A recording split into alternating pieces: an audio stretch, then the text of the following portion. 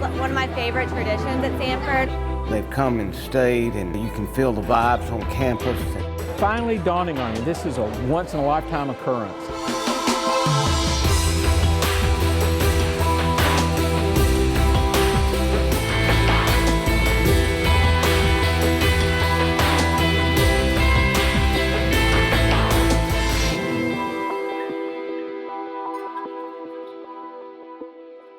Home sweet home. It's Samford. It's homecoming weekend. It's a place for fun, family, friends, and the homecoming parade. And look who the Grand Marshals are, the two-time defending SoCon champs themselves. Well, I think there's been a major integration, to be honest with you, from athletics and administration, the fans, the student, everybody wanting to create a better atmosphere. And that's translated into more support, I think more fans for all of our teams.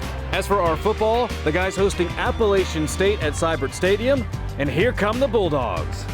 And we'll get to the football in just a minute, but first, welcome to Homecoming 2012. I'm Brad Radice, and you're watching the Samford Chronicle. And get a load of all the people out here today. Thousands of Samford Nation took the quad hostage. There were 40-plus tents for a number of reunions on the quad. I'm talking the class of 87, 92, 2002, 2007, and 2011, all back on campus. I think homecoming is one of my favorite traditions at Samford. I just think it really brings the whole community together. It's really exciting to see that just everybody together in that one united goal of supporting the Bulldogs in this, one game. You got sororities, fraternities, corn shucking, everything, barbecue. This is the South, so Southern hospitality is our thing. And even parents get to share in this great tradition. It's a great festival. Our daughter's a sophomore here now, and all the sororities and fraternities are out here, a lot of different organizations, and it's a fun time for families. And how about a very special tradition here on campus? It's the candlelight dinner, and 2012 marks the 146th time we've had it. And it's a night for going down memory lane and honoring fellow Bulldogs. The class of 1942 honored as the class with the highest percentage of giving participation. 1961 gave the most. 1970 had the most donors, and 2001 had the highest percentage of young alumni participation. And it's also a big night for 5 very special individuals. They're near and dear to our hearts here at Samford. There are 2012 Alumni of the Year. They take home special honors: James Huskey, Carrie Gossett, Rick and Mary Ann Moon, Patrick Devereaux. All of them very humbled and happy for the honor. First time back to Samford in 43 years, and thank you guys for inviting me back. It's extraordinary. I came on campus yesterday, and all those trees which were just above my knee are up in the clouds. Finally dawning on me, this is a once-in-a-lifetime chance and an opportunity and once-in-a-lifetime occurrence. I just can't even begin to put into words how honored and humbled I am to be both receiving this award and to be here tonight among everyone. And here's a look at our Golden Bulldog Luncheon. These folks graduated 50-plus years ago. What's that, like 7 in Bulldog years? And we honor the longest-standing graduates with the Lockmiller Award. Along with the Golden Bulldogs, the class of 1962 held its 50th anniversary, and the classes of 52 and 67 had their own special reunions. And you know one thing we didn't have back then? Bulldog Walk. The players, they go from the University Center all the way to Samford Stadium for the big game. It's a new game day tradition, and for the fans, the kiddies, and the players, I think it's here to stay.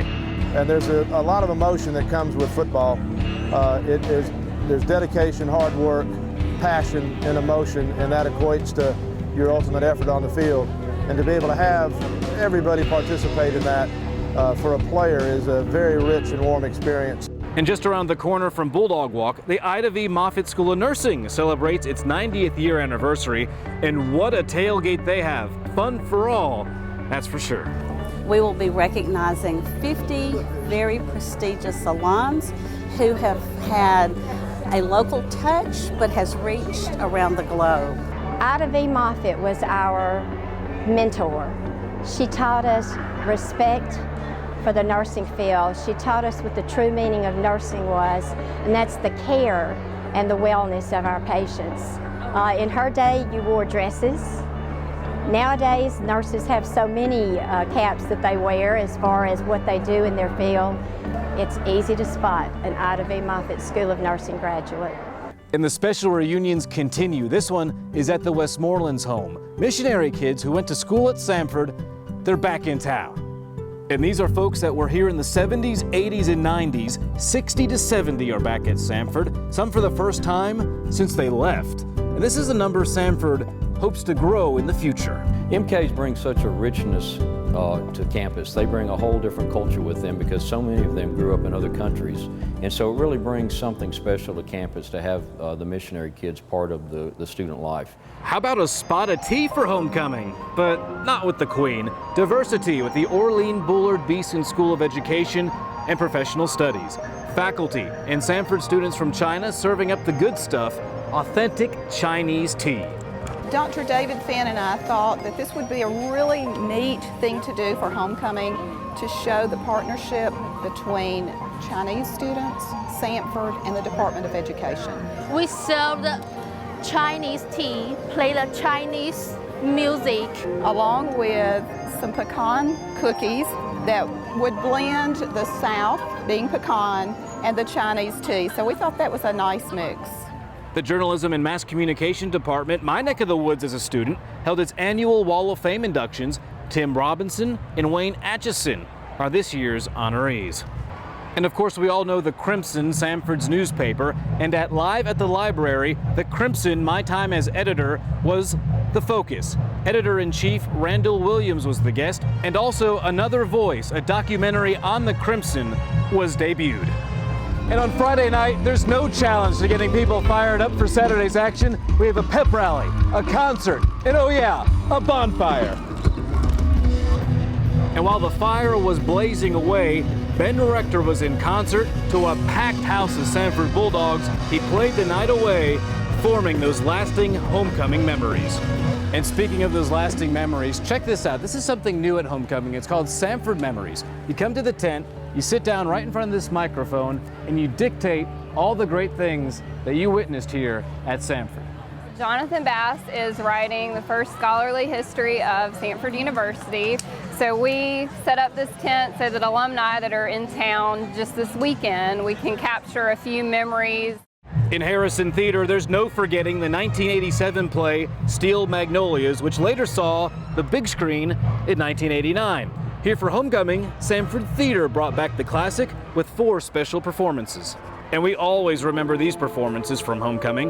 One is the Choral Vespers, Samford's a cappella choir lighting up Reed Chapel.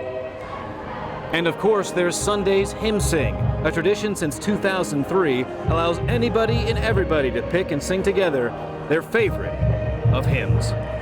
So how about the homecoming football game? Well, Samford roared back on Appalacian State. They took the lead 25-21, but App State scored late. They win 28-25. Still, Coach Sullivan very proud of his Bulldogs. Well, first let's start with the crowd. And I spoke at the pep rally last night, and I sure hope that the students got my message, that it's so special to see our team go over and interact with them at the end of the game, and they've come and stayed, and you can feel the vibes on campus. And one more bit of homecoming news: Abby Sander is the homecoming queen, Tim Foote is the homecoming king. Well, folks, you've been watching the Samford Chronicle, the homecoming edition, but remember, Samford.edu for all the latest news on Samford University, and find us on Facebook, Twitter, and YouTube. Till next time, I'm Brad Radice. You've been watching the Samford Chronicle.